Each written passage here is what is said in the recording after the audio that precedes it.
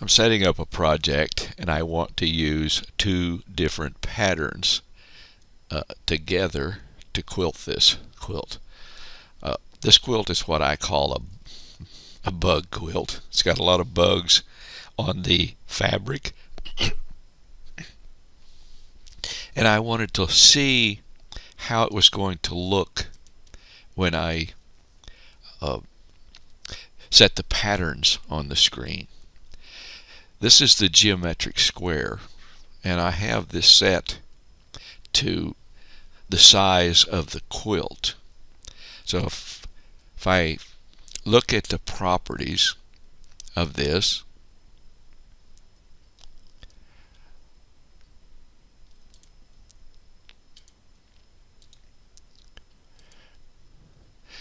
I have turned off the aspect ratio, and I set the height of this geometric square to 75 and the width to 66. That's the size of my quilt. I just saved and closed that.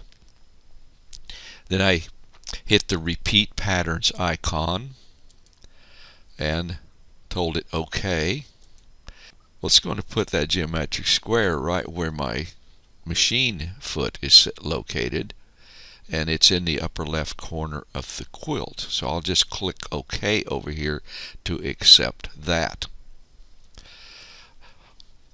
Now I can go ahead and use the same group to put in my patterns, and I have these patterns set the size that I want, and I'll just drag one over and put it on the screen, and you'll be able to see the size of this pattern.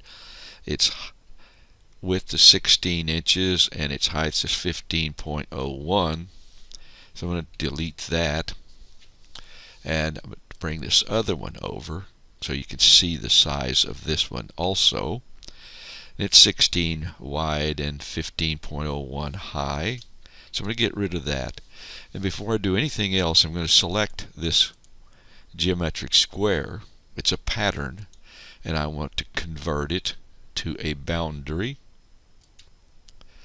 Now I have that set. I want to do what they call concatenate these two patterns, the dragonflies, on this, and I want the first pattern here to start at the first row, and I want this pattern to start at the beginning of the second row. That is like alternate them, first pattern, second pattern, first pattern, second pattern across there. So I'll select, I have this pattern selected, I hold down my control key and select the second pattern, go to my repeat patterns icon, click OK here. That places the first pattern on the screen. Now instead of going down to this total size box and putting in my quilt width of 66 and the height of 75, I'm not going to do that. I'm going to go up to the set repeats and rows. I want to lock this. If I lock it, it will remain the same size as it says it is up here. 16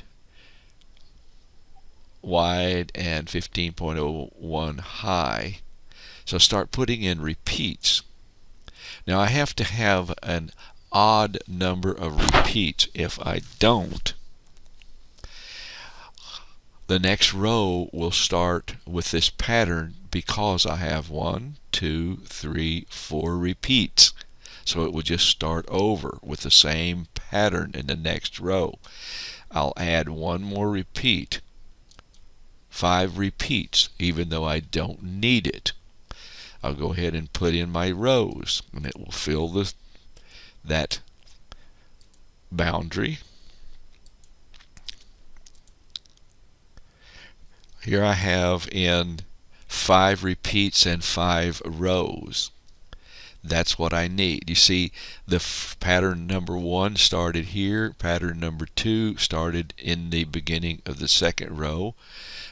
Pattern 1 is in the third row. pattern 2 is in the 4th row, and pattern 1 is in the 5th row. So that's exactly how I want this to quilt out. I'll accept that by clicking OK.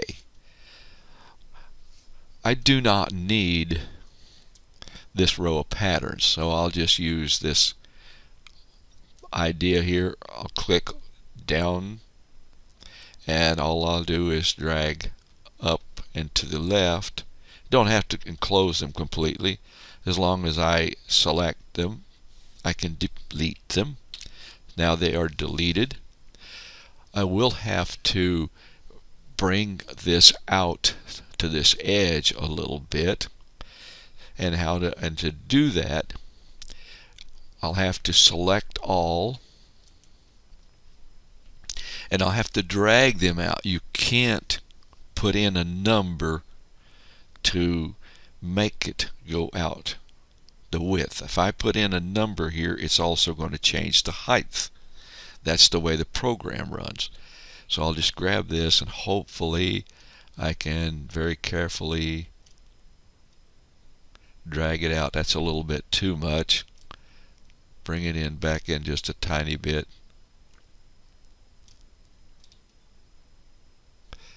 And get it to fit. That's pretty close right there. I'll just leave that alone.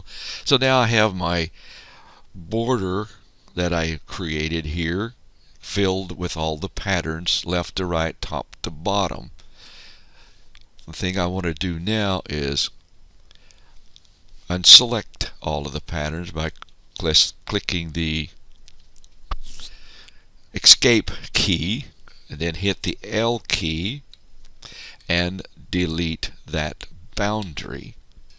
So now what I'm going to do next is I will draw my quilting area boundary and get all set up to do the first row. I have finished row 1, and I'm going to now delete this boundary, roll the quilt, relocate, and then stitch the next row. So this is how easy it is to set up a project in the repeat patterns edge to edge mode using 2 patterns in this fashion. Enjoy.